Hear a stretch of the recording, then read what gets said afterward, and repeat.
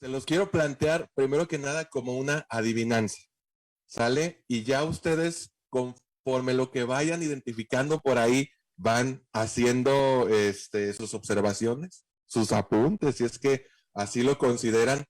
Pero bueno, aquí les quiero compartir estas partes, pues no tan agradables de mi vida. Y el primer ejemplo es una historia que me sucedió cuando yo estaba en la primaria.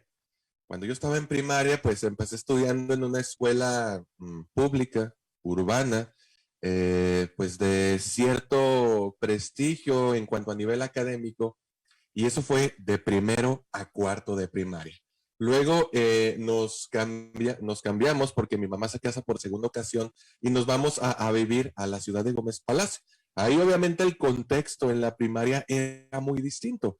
Pero para ahorrarles el cuento, ya había comentado yo por ahí en alguna ocasión en un post que había crecido creyendo que ser bueno era malo. Y ahorita les voy a explicar por qué. Bueno, a mí todo lo que fue la primaria se me facilitó mucho toda la cuestión académica, fuera español, fuera matemáticas, fuera ciencias naturales, no tenía complicaciones y no es porque fuera un alumno matado, simplemente se me daba y punto. Hasta ahí. Eso me empezó a traer conflicto con los compañeros, porque como les decía hace ratito, era un contexto sociocultural muy distinto. Venimos de una colonia acá en Torreón, que era la Nuevo Torreón o la Jardines Reforma, y pasamos allá a la ciudad de Gómez Palacio, pues bueno, en donde ahora es Soriana Hamburgo, ese terreno todavía no estaba ocupado y la primaria está casi a pie de periférico. Ya más o menos para que se vayan imaginando, es un contexto muy distinto. En aquel entonces era una colonia muy conflictiva. Y bueno, resulta que al salir, bueno, estando en la escuela y al salir de la escuela había un bravucón. Yo tendría en ese entonces como 10 años, estaba en quinto de primaria. Había un bravucón que siempre que salemos mi hermano y yo y agarrábamos camino a la escuela, se escuchaban los chancletazos, porque siempre andaba en chanclas el vato. Y ahí venía atrás de mí y siempre me pescaba por el cuello. Y no me decía nada, simplemente me agarraba del cuello, se me quedaba viendo feo, eso sí, nunca, que yo recuerde, nunca me golpeó, simplemente apretaba mi cuello firmemente y luego después como que algo le pasaba y se iba corriendo, claro que sí me amenazaba, me decía, te voy a partir la mandarina en gajos, etcétera, etcétera. Pues, ¿qué puede hacer un chavito de 10 años y mi hermano que en aquel entonces tendría 8 9 frente a un bravucón de 15? Pues claramente los dos estábamos en desventaja, porque aparte era muy alto el chavo, y lo único que deseábamos era internamente que no nos haga nada, que no nos haga nada el güey, que no nos haga nada. Cuando nos soltaba, pues no. Entonces llega un momento en el que el solo hecho de ver que el día estaba clareando, es decir, que estaba amaneciendo, empezaba a ponerme nervioso y sabía que tenía que ir a la escuela, pero ya había un malestar interno que se manifestaba en mi cuerpo y en mi mente. Decía uno, voy nervioso a la escuela porque ya sabía que todos los días, indistintamente de lunes a viernes, este pelado iba a hacer exactamente lo mismo. No había día que no. Entonces dirán, uno aprende a vivir con esas cosas. La verdad es que, pues, no se siente chido. Pero el miedo a lo que voy aquí era real.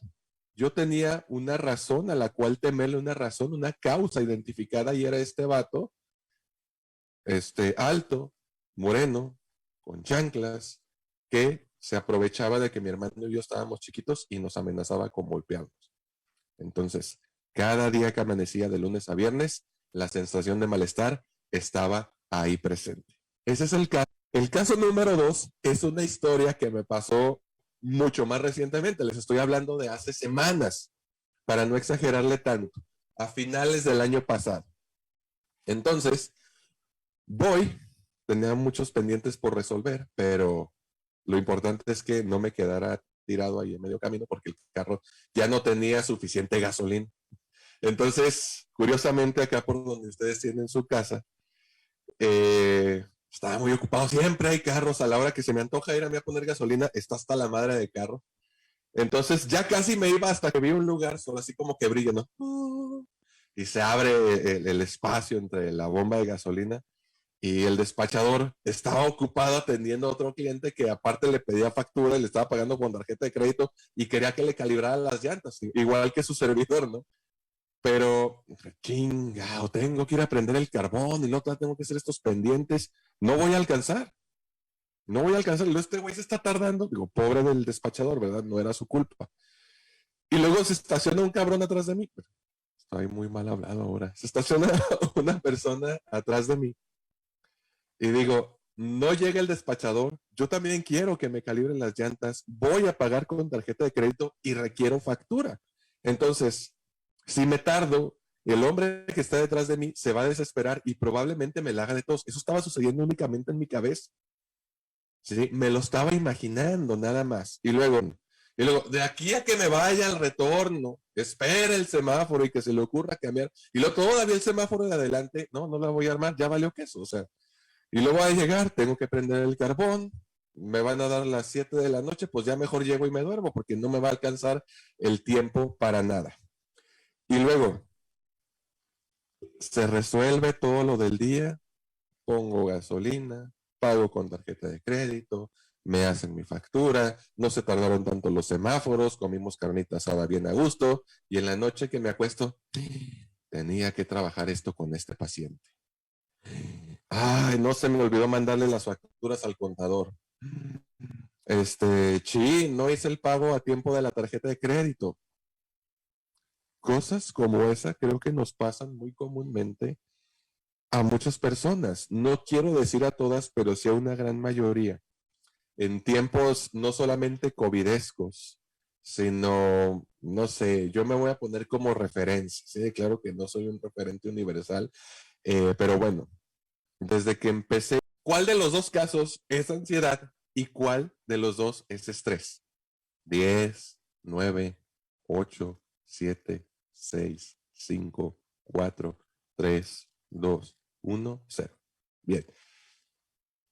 Si dijiste que el primer caso es estrés, estás en lo correcto, ¿sí? Porque cuando estamos hablando de estrés, la causa que nos preocupa, la causa a la que le tememos es claramente identificable en lo real o en lo imaginario. ¿Me explico? Por ejemplo, yo sabía que este hombre me iba a pues no sé, a bulear, vamos a decirlo así. Fuera real o fuera imaginario, porque si yo en la noche me dormía pensando que así iba a ser, así era, perdón. El segundo caso, efectivamente, es el caso de ansiedad. Lo que nos preocupa, lo que nos da miedo, no necesariamente es real, sino que es enteramente producto de nuestra imaginación. Es ahí cuando decimos que a veces nos torturamos más con lo que imaginamos que con lo que realmente sucede. Luego, cuando suceden las cosas, decimos, ah, cabrón, pues no estaba tan difícil, ¿no? Estaba exagerando.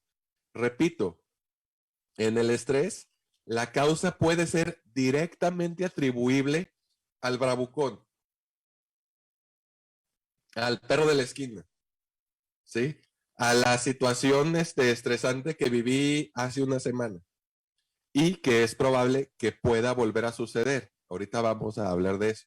Y en la ansiedad, las causas no son muy tangibles, no son necesariamente tangibles y son mucho más difíciles de identificar.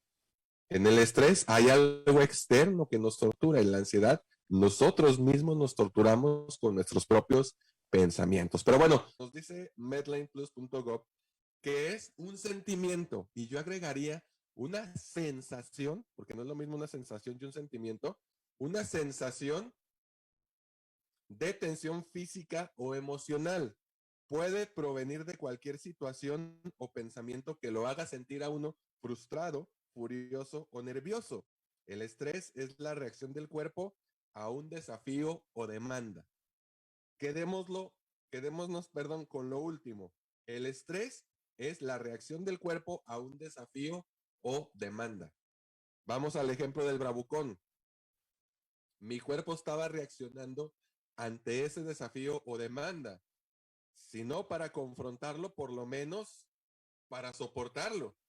Entonces mi cuerpo ya me estaba avisando lo que iba a suceder y se preparaba. Pero ¿qué creen? Hay diferentes tipos de estrés y es a donde vamos para allá, para poder entender con mucho más claridad la diferencia entre estrés y ansiedad. La asociación nos hablan ellos del estrés agudo. El estrés agudo puede ser, aquí lo tengo yo como ejemplo, eh, cuando por alguna razón, déjenme ver aquí, ¿cómo voy a saber? Ok, vamos a suponer que yo me acabo de meter en un lío, ¿sí? Que iba pasando por el pasillo o por el patio cívico de la escuela y por pura casualidad, por accidente, choqué con el bravucón. El bravucón ni en cuenta me hace. Entonces choco con el bravucón y le tiro el Boeing de mango. Este, me acabo de meter un problema, ¿no? Entonces, la situación, ese preciso instante, limitado al momento, va a desencadenar un estrés agudo, es decir, un pico que tiene una duración relativamente corta, no es crónico, no es prolongado. Entonces, estrés agudo en el momento bien puede estar relacionado con un pasado reciente, es decir, le acabo de tirar el Boeing de mango y el futuro cercano a la salida me va a hacer nudo a las piernas y las manos y me va a dejar ahí a un lado del bote de basura. Punto, hasta ahí llegó. Otros ejemplos, entregar la tarea. Otros ejemplos, el proyecto que me pidió mi jefe para mañana. Otros ejemplos, cómo me le voy a declarar a mi crush, perdón, etcétera, etcétera. Repito, hay personas a quienes el estrés les es egosintónico, es decir, que se identifican y lo asumen como parte de ellos mismos. Es que si yo no fuera una persona estresada, no sería yo. Son personas muy competitivas que siempre están preocupadas por destacar ante los demás, que quieren ser los más cumplidos, esa gente que luego dice, tengo un chingo de cosas que hacer y en verdad tiene un chingo de cosas que hacer, gente desorganizada, entonces viven estresados, pero aquí el estrés, vamos a decirlo porque no está, lo voy a decir entre comillas, es como si fuera un factor de personalidad, parte de su personalidad, pero porque ellos lo asumen. Y de verdad les cuesta trabajo llegar temprano, aunque digan que van a llegar temprano. De verdad les cuesta trabajo cumplir en tiempo y forma, porque batallan para cumplir en tiempo y forma. Pero son esas personas que siempre se mantienen en estrés agudo porque tienen un chingo de pendientes que entregar para mañana. ¿Sí? Entonces ya hablamos de dos. Estrés agudo, que son esos picos que tienen una duración máxima de días, no llegan a una semana, que tienen que ver con tareas, con declararle al ex, con zafarse del bravucón en una sola ocasión. El estrés agudo episódico, que ya acabamos de describir también, que es esas personas que se asumen como gente que, si no están estresados, no son ellos, que es el estrés crónico. Aquel que es acosado de manera reiterativa por el bravucón, ese niño o adolescente en edad escolar que tiene que ir a la escuela porque sus papás o sus maestros no le creen y no sabe cómo defenderse, puede desarrollar un estrés crónico, que ya no estamos hablando de días, semanas, meses, años. Las deudas, los problemas. Hay gente que vive bajo estrés crónico. Y este estrés crónico, a diferencia de los anteriores, aquí en el estrés crónico, sí hay chance de que las consecuencias se manifiesten físicamente, médicamente. Otro que antes se conocía como estrés de guerra, ¿de acuerdo? Que es el ahora conocido como trastorno de estrés postraumático. Vamos a pensar porque me tocó atender un caso así, en una familia que va conduciendo por la carretera a Chihuahua y un accidente mecánico hace que se rompa una rótula, el carro se asienta de un lado y uno de los tripulantes, que era un niño, sale disparado por el retrovisor y desafortunadamente muere. Uno de sus primos le tocó ver todo el incidente. Vamos a esta parte. El diccionario psicoanalítico eh, de la, del Instituto de Investigación en Psicología Clínica y Social nos dice de la ansiedad lo siguiente, que es inquietud, ¿sí? Una espera inquieta e intolerante, una aprehensión por algo que podría ocurrir. Y bueno, agregan por ahí que se dan los planos emocional. Ellos la diferencian.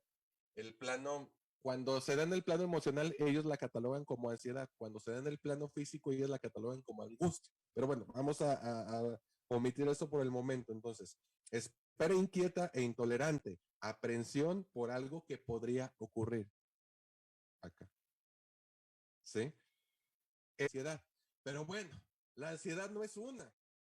¿Sí? Y la ansiedad puede presentarse como parte de una situación particular y desaparecer en el momento. Pero ¿qué pasa cuando se vuelve crónica, hermano? Ahora sí pasamos a ese apartado que son los trastornos de ansiedad y que el DSM los clasifica según ya de cómo lo quiera ver cada quien aquí, porque pone dos no especificados, yo me quedé nada más con uno, bien pueden ser 9 o 10 clasificaciones, pero dos de ellas las pone como no especificadas. Así que vamos a hablar de ello. Los trastornos de ansiedad, nos dice el DSM-5, se diferencian entre sí o bien por el tipo de objetos que generan ansiedad. Por ejemplo, los aviones, las arañas, los perros, los cuchillos, o bien por las situaciones que la inducen. Salir de casa, estar solo, estar encerrado, etcétera, etcétera. Y según el pensamiento asociado.